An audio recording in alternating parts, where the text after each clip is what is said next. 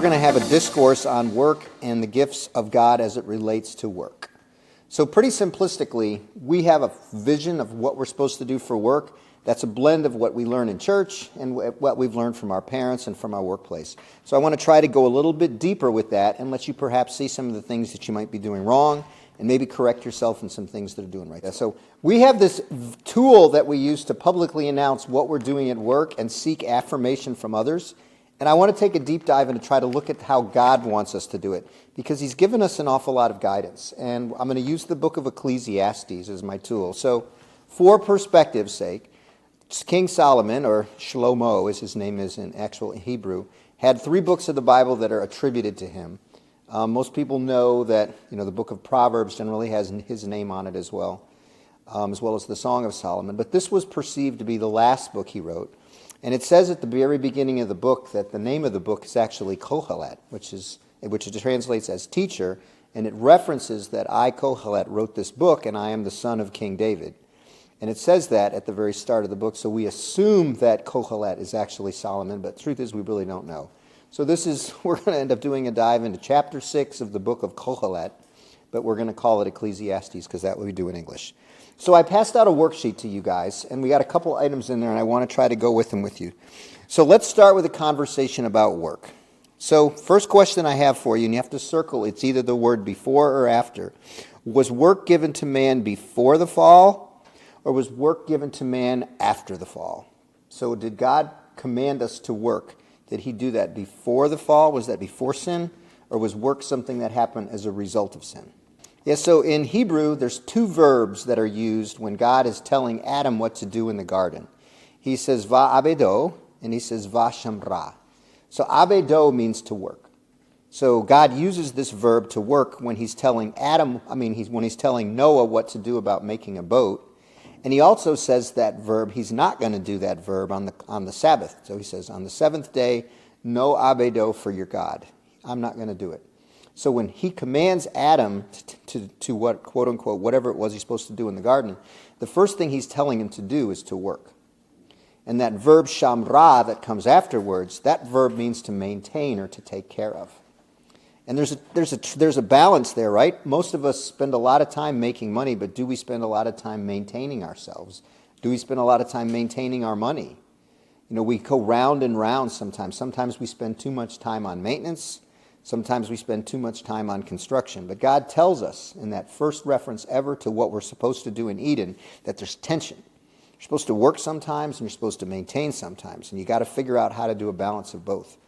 Everything you see on LinkedIn is always talking about, with this being a mild exception, about how we're trying to become effective and more efficient and make more money with our time or find a way to have more time to make money. So we live in a world where they're not pressing the maintenance as much as they are pressing the building, the going out and the abedo side of things, of working. So I want you guys to take that into account. It is God's design that we are to blank work. So that's a descriptive word to describe work. What do you think the description God intended for us to do with work is? Enjoy, exactly. That was the original design. After the fall of man, he says, the place in which you work is going to become filled with thorns. The work will be the same. But the place and where you work, the surrounding environment is going to make work challenging, difficult, arduous, fill in the blank with whatever description you want. Remember, he didn't curse man and he didn't curse work. He cursed the ground on which the man worked. So this concept of competition, because that's what the ultimate curse of work is, right? You work your butt off and somebody else gets the business. You work your butt off and somebody else gets the paycheck. You work your butt off and somebody else gets the starting job and you get stuck on the bench or whatever the case may be.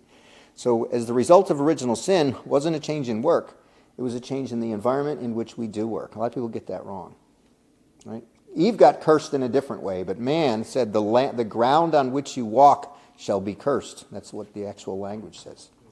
So let's look at question number 2. God gave us a series of gifts. And they're not typically what they think they are. According to the author of Ecclesiastes, what are the 4 gifts from God he intends for us to enjoy always? Imagine what it is in your life that you generally enjoy the most. So one of the things God says is a gift from him that you can enjoy is family. If you look at the animal kingdom, in general, there's an abandonment that occurs at all levels of mammalian species Once the youth is old enough to be on its own, it walks away from mom and dad and never comes back. Grizzly bears, salmon, whatever you want to call it, most of the time when we get big, they take off and they never come home. Humans are the lone exception to that, and that's God's gift to us. That's one of the biggest ones. What's another one in there? Friends. You are good at these anagrams. Yeah, acquaintances. In general, cats and dogs do not form friendships, right? Ducks and geese do not fly south for the winter together. Ants and anteaters run at warp speed from one another. Bo, you and I are different, but we're friends. That's an anomaly that God created for us. That's a gift from God that doesn't get taught in our biology classes. We can have people who are totally different than us, different languages, different skin color, different occupations, different views of even who God is, and we can still maintain friendships. So there's two left, and they're not as easy to guess as the other ones, but we're going to do it today at lunch as a group. So what do you think it is there's that next gift from God? Yeah, we have this thing called enjoying our food. If you look at most of the animal kingdom, food is a utility. When a lion kills something, they begin tearing it up and eating it until they're full. There's no evidence that there's play in the middle. Certainly there's no conversation in the middle. It's an event in time, no different than going to the bathroom or whatever you want to call it. Humans have the ability to enjoy food. And Kohelet says in the book of Ecclesiastes, that's one of the 4 gifts from God. The ability to enjoy, but he gets very specific, a good meal. Not just enjoy a meal, but a good meal. The last thing he gives us as a gift is a sunny day. So what was implied when God said, one of my gifts to you is a sunny day? What do you think that means at a deeper level? Tear it apart. What's the alternative to a sunny day? Rainy day. A rainy day, or an earthquake, or whatever. So what's his point he's trying to make when I'm saying, I'm giving you a sunny day as a gift? He didn't just say a day. What was it about that sunny day? He's trying to teach us gratitude. He's saying there are times when things are not going to be good, but when they are good, you need to appreciate it. That's a gift from me. God's teaching us gratitude by telling us to enjoy a sunny day. So point number 3, Ecclesiastes 6:7. So instead of me just talking about it, I wrote out the original for you, and I'm going to tell you what each word means one at a time. And I want you to write it down, and then eventually we're going to create our own translation of it. So we're going to start with the Hebrew, and I'm going to take each word in Hebrew and convert it to English for you guys. So we're reading right to left, okay? So on the far right is a word with 2 letters. It's got something that looks like a backwards C, and the next one over there is called a lamed. The lamed represents the staff of God. There's a little letter T under the C. Do you see that? That's the sound of the capital A in English. So that word is pronounced kal, and it means all. So the first word there right below it is all.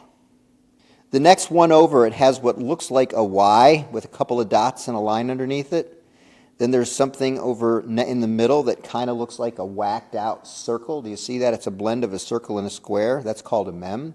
And then there's another one of those lameds at the end. So what's that sound at the end, that lamed, that's got the same L sound that the first word did.